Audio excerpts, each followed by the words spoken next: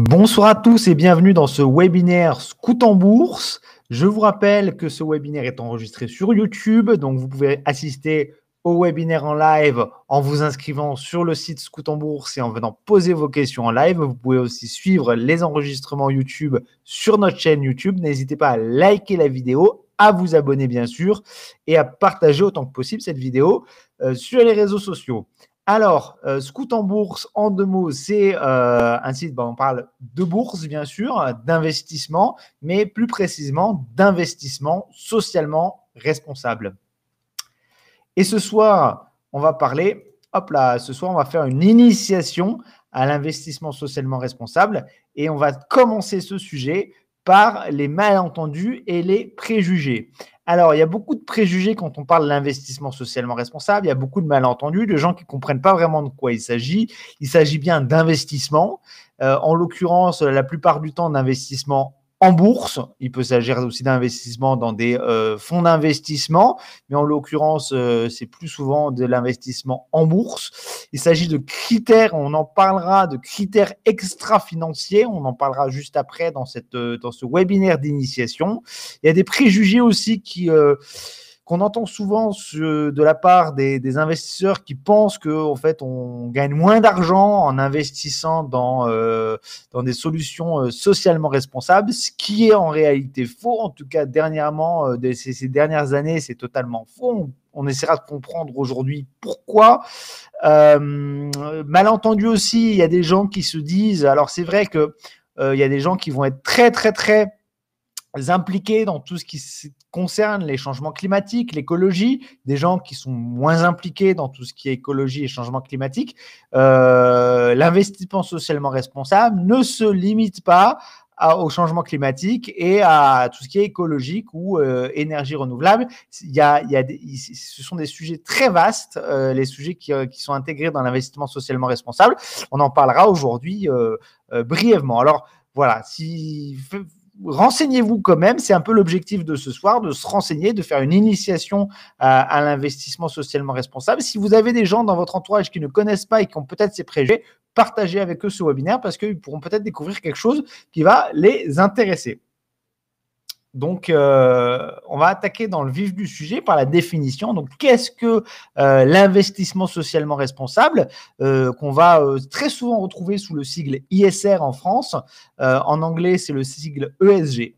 Donc, en fait, c'est un placement qui vise à concilier à la fois la performance économique, donc on parle bien de réaliser des profits, c'est pas des donations, c'est de l'investissement en bourse, on cherche à gagner de l'argent, donc qui cherche à concilier la performance économique avec l'impact social et ou environnemental en finançant des entreprises ou des entités publiques qui contribuent au développement durable, que ce soit dans leur secteur d'activité, quel que soit leur secteur d'activité, en influençant aussi la gouvernance et le comportement des acteurs dans l'économie. L'ISR, donc l'investissement socialement responsable, favorise une économie responsable. Et on verra aujourd'hui qu'il y a plein de thèmes différents, de thèmes divers et variés. Et en fait, en fonction de ses convictions, parce qu'on peut avoir des convictions personnelles qui ne sont pas les mêmes d'une personne à une autre, on trouvera de toute façon forcément des solutions d'investissement qui répondent aux convictions de chacun. L'objectif de Scout en Bourse étant de vous montrer ce qu'est l'investissement responsable, pas de vous dire qu'il faut être écologiste ou qu'il faut être ceci ou qu'il faut être cela. Chacun est libre, bien sûr, de garder ses convictions, les convictions qui lui sont propres. Alors, comment ça fonctionne l'investissement socialement responsable? Alors, on a compris que c'est de l'investissement en bourse. Alors, ça peut être sur des actions, ça peut être sur des obligations, ça peut être sur des ETF, ça peut être sur tout type de produits structurés financiers, ça peut être dans des fonds d'investissement, on en a parlé. Et là, on va parler de ce qu'il y a de plus simple. C'est sur les actions, c'est ce que connaissent la plupart des gens. Et on va essayer de comprendre comment ça fonctionne, comment on met en application l'investissement socialement responsable. Alors, la méthodologie la plus simple, c'est ce qu'on appelle la sélection négative. C'est-à-dire que vous avez un portefeuille d'actions, on va dire avec 20 actions. Et sur votre portefeuille, vous allez dire, voilà, moi, cette action-là qui correspond à des activités dans le pétrole, ou dans l'armement, ou dans le jeu, ou dans n'importe quelle activité qui est, entre guillemets, qui ne correspond pas à vos convictions, vous allez dire, bah, ça, je vais retirer les actions de mon portefeuille qui ont des activités qui me semblent être contraires à mes convictions personnelles. Alors, ça peut être, il y a des thèmes, on le verra tout à l'heure, des thèmes qui sont déjà prédéterminés, hein, mais par exemple, une entreprise qui emploie des enfants en Afrique ou en Chine ou dans les pays de l'Est à des très bas salaires, dans des conditions épouvantables, vous pouvez très bien dire ça, c'est pas du tout ce que j'apprécie, c'est pas du tout ce que je souhaite soutenir, c'est contraire à mes convictions personnelles, donc je retire l'action de cette société qui fait ce genre de choses. Si vous êtes plus orienté écologiste, les sociétés qui polluent énormément, qui ne font aucun effort dans le traitement des déchets ou ce genre de choses, vous pouvez dire, moi, voilà, ça ne correspond pas à mes convictions, donc je retire cette action. Donc, en fait, on l'a bien compris, l'investissement socialement responsable, c'est surtout et avant tout investir avec ses convictions. Et cette première méthodologie qui existe, qui consiste à faire ce qu'on appelle la sélection négative, en fait, vous prenez votre portefeuille boursier existant et vous retirez en fait les valeurs qui ne correspondent pas à vos convictions. C'est ce que vont faire certaines sociétés de gestion aussi.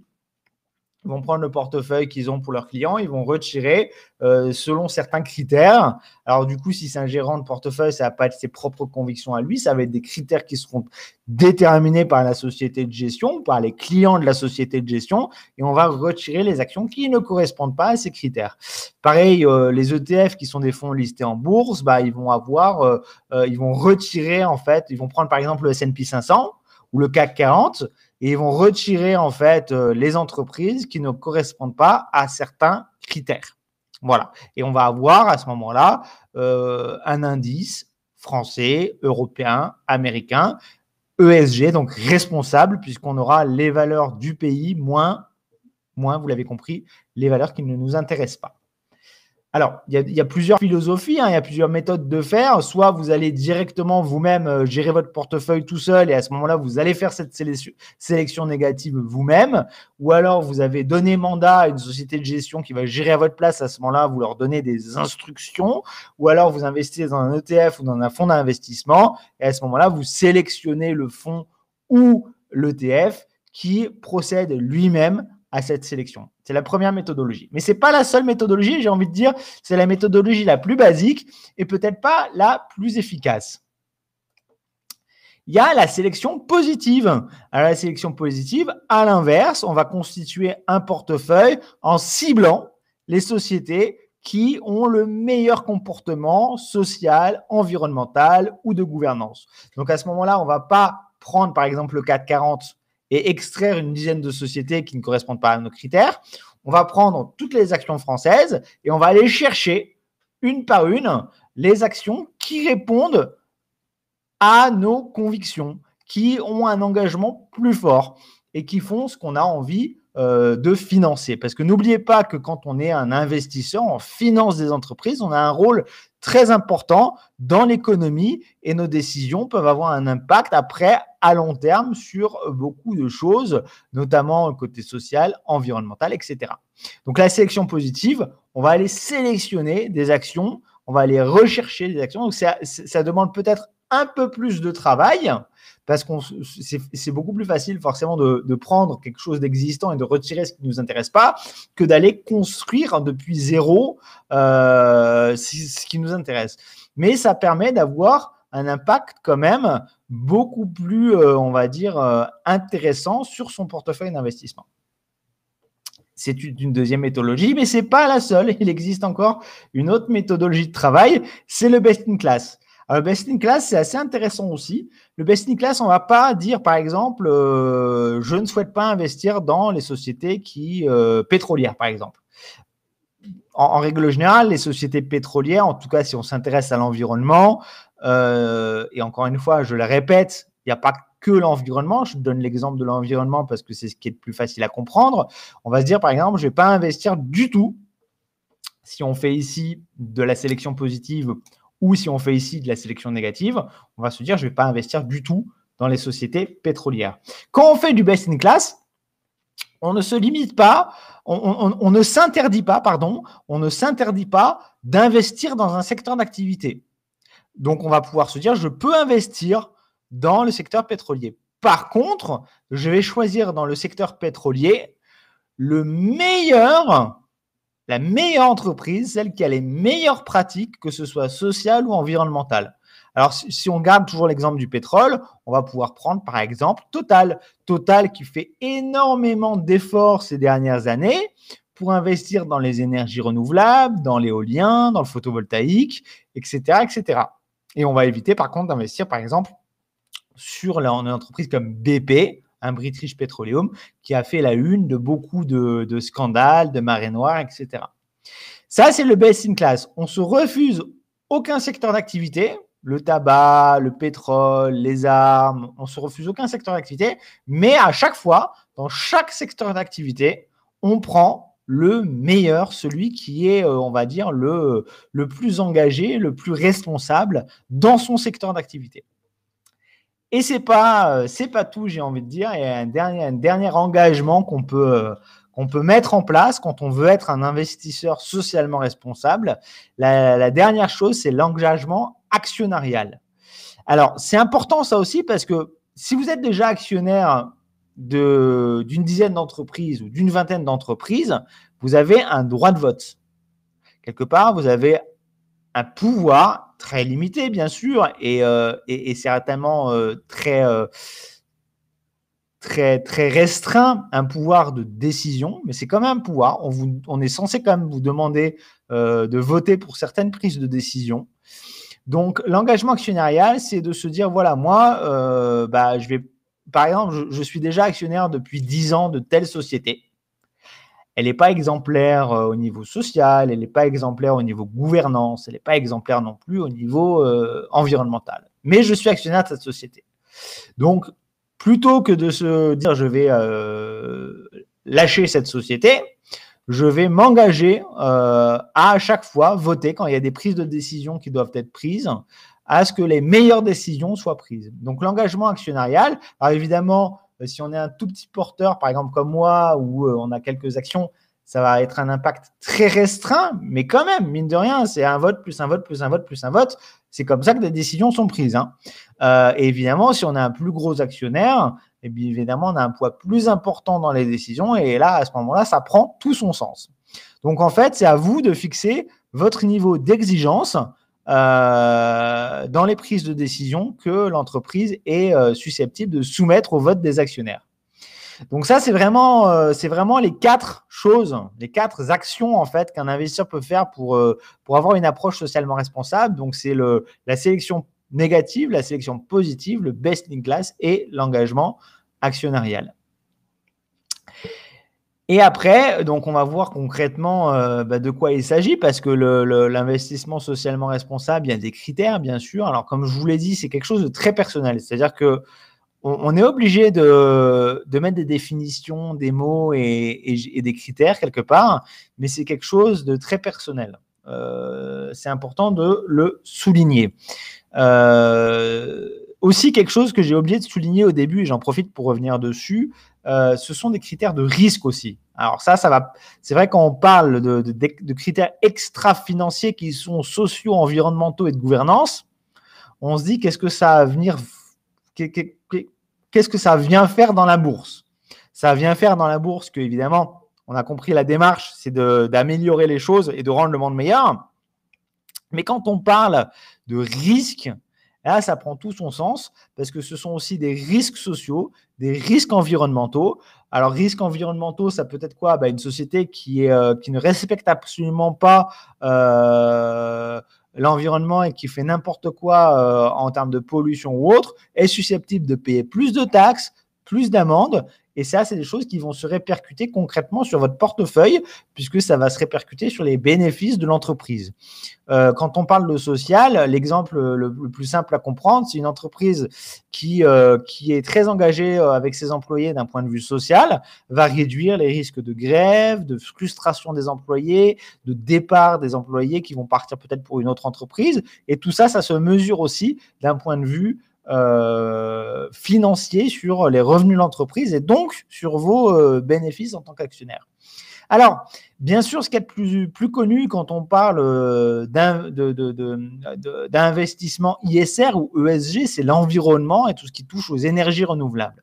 Alors, il y a plusieurs critères, le changement climatique ou ce qu'on appelle aussi le réchauffement climatique, les émissions de gaz à effet de serre, les pollutions diverses, la consommation de l'énergie de l'entreprise. Est-ce qu'elle fait attention à consommer peu d'énergie ou si elle pourrait améliorer ce genre de choses, le recyclage, l'élimination des déchets, l'empreinte carbone de la société, les circuits courts d'approvisionnement. Est-ce qu'une entreprise est forcément obligée de s'approvisionner en Chine ou est-ce qu'elle peut s'approvisionner dans le département d'à côté pour ses matières premières, par exemple? La durée de vie des produits, ça paraît bizarre, mais quelque part, je prends souvent l'exemple, mes grands-parents avaient un frigo qu'ils ont acheté quand ils étaient jeunes mariés, ils l'ont gardé 45 ans. Aujourd'hui, ça me paraît tout à fait aberrant de pouvoir garder des produits électroménagers 45 ans, puisqu'ils ont une durée de vie programmée pour inciter à la consommation. Ça, c'est par exemple, c'est pas bien. Ça rentre pas dans les critères qu'on va apprécier quand on a un investisseur socialement responsable. Donc la durée de vie des produits, ça a toute son importance aussi. Les matériaux utilisés dans la fabrication des produits aussi, bien sûr. Tout ce qui concerne le nucléaire, l'industrie pétrolière, la consommation de l'eau, la déforestation, tout ça, c'est des critères, des sujets qui vont rentrer dans la case environnement et énergie. Et si c'est quelque chose qui vous tient à cœur, qui fait partie des convictions fortes que vous avez, c'est ce que vous allez regarder. Et je crois qu'on va en parler un peu plus tard ou dans un autre webinaire de toute façon, il y a des notations ESG. Et les notations ESG, soit c'est une note globale qu'on va donner à une entreprise, mais très souvent, en tout cas chez Interactive Broker, c'est le broker que j'utilise, on a une notation donc globale, mais on a une notation découpée aussi par critères environnement, sociaux et gouvernance. Tout ce qui concerne le social, alors ça va être les respects des droits de l'homme, l'externalisation des ressources humaines, l'équité salariale, la parité homme-femme dans l'entreprise, les protections sociales des employés, le travail des enfants, évidemment ça on en a parlé en Afrique ou ce genre de choses, ça c'est évidemment le genre de choses qu'on évite de soutenir, l'emploi des handicapés et des personnes en réinsertion, les tests sur les animaux, le respect de la vie privée, les coopérations avec les dictatures, je pense notamment à des entreprises qui vont signer des contrats avec des pays qui sont en réalité des dictatures pour avoir des tarifs plus intéressants, tout ce qui est vente d'armes, financement de l'éducation, etc. Alors, ça concerne, pareil pour l'environnement, mais tous ces critères-là concernent à la fois l'entreprise, comment l'entreprise agit, comment l'entreprise traite ses clients, comment l'entreprise traite ses partenaires, comment l'entreprise traite toutes les personnes ou les entités avec lesquelles elles sont amenées à collaborer. Donc tout ça, c'est le côté social. Si c'est quelque chose qui vous touche plus personnellement que l'environnement ou si les deux vous touchent, c'est ces critères qu'on va regarder là. Et à ce moment-là, pareil, quand on va aller regarder les notes ESG, soit on va directement sur des sites, j'en parlerai brièvement après, comme MSCI, donc qui sont des agences de notation, et à ce moment-là, on va regarder la notation, soit on regarde la notation qui est fournie par notre broker, comme je vous le disais, moi, avec Interactive Broker, on a toutes les informations. J'aurai l'occasion certainement de refaire des webinaires. C'est des choses aussi dont on discute sur le forum Scout en Bourse. Si vous n'êtes pas encore membre et si vous regardez cette vidéo sur YouTube, pensez à venir sur le forum Scout en Bourse pour découvrir tout ça. Et dernière catégorie qui est peut-être la plus, comment dirais-je, la moins connue parce que bon, tout ce qui est environnement, on en parle beaucoup dans les médias. Tout ce qui est social, on en parle beaucoup dans les médias, mais on parle beaucoup moins de la gouvernance, qui est l'un des critères de l'investissement socialement responsable et un critère pas des moindres, parce qu'il s'agit de la gouvernance de l'entreprise, donc comment l'entreprise est gérée. Et pour un investisseur, c'est peut-être, même très certainement, le critère qui a le plus d'impact financier. Donc, concrètement, dans la gouvernance, on va regarder la qualité des décisions du conseil d'administration. On va regarder l'indépendance des directeurs, donc de l'exécutif vis-à-vis du conseil d'administration. La composition du conseil d'administration aussi. Est-ce qu'il y a, alors ça peut rentrer dans le social quand on parle de parité homme-femme au conseil d'administration, ça peut rentrer et dans la gouvernance, ou même peut-être plutôt dans le social.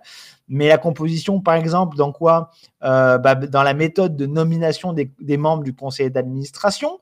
Par exemple, si un directeur, un PDG va nommer son fils au conseil d'administration d'une entreprise sans qu'il y ait de réelle justification, après ça peut être quelqu'un de très compétent qui a fait des bonnes études et qui est et dont le poste est justifié. Maintenant, si ça n'est pas le cas, si c'est juste parce que c'est papa, ça fait partie des choses qu'on va regarder. La séparation des pouvoirs, donc c'est un peu ce que je disais avec l'indépendance des directeurs, une séparation des pouvoirs entre le conseil d'administration et l'équipe exécutive. Comment est composé l'actionnariat de l'entreprise? Est-ce qu'il n'y a pas des conflits d'intérêts? Le salaire des équipes de direction et éventuellement les parachutes dorés. Ça, c'est un coût quelque part, hein, les parachutes dorés. Quand un PDG part et reçoit plusieurs millions d'euros d'indemnité, c'est de l'argent en moins dans les revenus de l'entreprise et donc en moins pour les actionnaires. Les paiements des équipes de direction, est-ce qu'ils sont payés à la performance, pas à la performance? Comment ça fonctionne? Tout ce qui est fraude comptable, bien sûr, et audit financier, et les conformités avec les différentes normes. Je pense notamment à ISO, qui est la plus connue. Les gros problèmes de gouvernance, ils font souvent la une des actualités dans les journaux. Je pense notamment, là, en exemple, pour vous donner un exemple concret, Volkswagen. Donc, alors ça, c'est à la fois environnemental et de gouvernance. C'est environnemental parce qu'ils ont triché sur les tests, sur les rapports d'émissions carbone de leurs véhicules. Ça a un impact environnemental, mais c'est aussi un gros problème de gouvernance. C'est-à-dire que si l'équipe de direction de cette entreprise est capable de tricher, ils vont tricher sur quoi? Ils peuvent tricher sur beaucoup de choses. Donc, ça, c'est des problèmes de gouvernance. Wirecard, qui a fait des fraudes comptables. Donc, ça, on en a parlé aussi il y a quelques mois. Ça a fait la une des journaux. Donc, les problèmes de gouvernance, ça a un impact très fort sur les résultats de l'entreprise. Donc, on va s'assurer en tant qu'investisseur responsable, et ça, c'est peut-être le critère sur lequel il y a plus de risques pour l'actionnaire. Donc, on va vérifier que la notation soit bonne. Donc, on ne va pas aller faire forcément nécessairement toutes les recherches soi-même parce que c'est compliqué. On va s'appuyer sur des agences de notation qui vont nous faciliter le travail. Mais plus on creuse, c'est-à-dire si vous vous arrêtez sur la note, c'est une chose. Si vous allez regarder les rapports et le détail de comment l'agence de notation a déterminé sa note, ça vous donnera plus d'informations. Et après, évidemment, moi, je vous encourage à toujours aller chercher le plus d'informations possible. Après, des fois, ce n'est pas possible. Si vous êtes actionnaire de 150 entreprises, vous n'allez pas pouvoir faire ce travail-là sur tout. Donc, on peut se faciliter la tâche aussi parfois avec simplement les notations. Voilà, donc juste pour résumer, les solutions d'investissement qui sont disponibles, alors je vous ai dit, c'est les actions, c'est ce qui parle le mieux. Ça peut être les obligations, vous avez sûrement entendu parler des green bonds, donc les obligations vertes, qui vont très certainement, dans la plupart des cas, aller financer des collectivités locales ou des États qui eux-mêmes, après, vont utiliser cet argent pour investir dans des choses, on va dire, qui ont un impact environnemental ou social. Ça peut être le crowdfunding. Alors ça, on sort de la bourse. Autant les actions, les obligations, c'est des produits boursiers. Le crowdfunding, c'est on sort de l'univers de la bourse, mais ça peut être un moyen aussi utilisé. Ça peut être les ETF, que ce soit des ETF actions, des ETF obligations ou des ETF diversifiés, des hybrides. Ça peut être du prêt, du financement, ça peut être des SICAV ou des FCP ou tout type d'OPCVM. Voilà, donc c'est très large. Ça peut être aussi des impact funds. Donc, ce qu'on appelle les impact funds, moi j'ai investi il y a quelques mois dans un impact fund. Donc, c'est un fonds non listé. En l'occurrence, celui que j'ai en tête est en Belgique. Et ils vont aller financer des agriculteurs en Amérique du Sud, en Afrique, en Asie, qui n'ont pas les moyens de se développer. Ils vont aller financer des projets comme ça. Ça peut être financer des hôpitaux, ça peut être financer des routes, ça peut être financer des écoles, ça peut être beaucoup de choses. À ce moment-là, on sort complètement de l'univers de la bourse. C'est des investissements qui, là, par contre, du coup, rapportent probablement un peu moins en termes de rentabilité annuelle, mais par contre qui ont un impact beaucoup plus fort qu'une action d'entreprise qui est respectueuse de l'environnement ou du social. Voilà. Est-ce que vous avez des questions puisque c'est la fin de ce webinaire? Alors, ça fait 25 minutes, c'est parfait. J'essaye toujours de ne pas faire des webinaires de plus de 30 minutes, vous le savez, notamment pour les rediffusions YouTube. Si vous regardez la rediffusion sur YouTube d'ailleurs, n'hésitez pas à poser votre question en commentaire. Et sinon, si vous avez des questions ce soir, Valentin, Jean-Michel ou Frédéric, n'hésitez pas à les poser. Je vais juste arrêter l'enregistrement.